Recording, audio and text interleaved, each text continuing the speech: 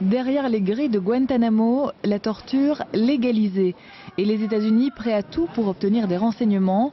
Le président Obama n'a pas tenu sa promesse. Le camp de Guantanamo, à l'heure qu'il est, n'est toujours pas fermé. Et c'est comme ça depuis presque 10 ans.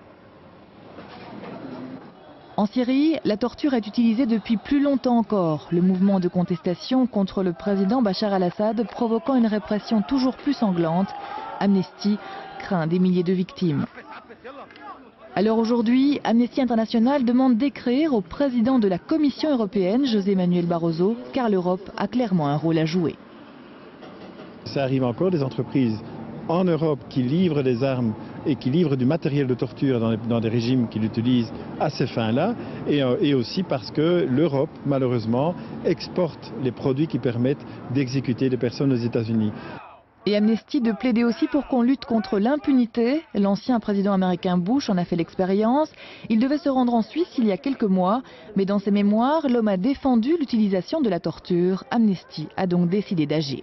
Il se trouve que des associations suisses, dont Amnesty, ont porté plainte contre George Bush, ce qui fait que s'il venait en Suisse, il risquait d'être arrêté. Il a préféré ne pas voyager. Et donc, je dirais circonscrire de manière générale l'espace vital des violateurs des droits humains, c'est déjà une première mesure pour empêcher la torture. La torture en 2010 a été pratiquée dans 98 pays et ça continue en 2011.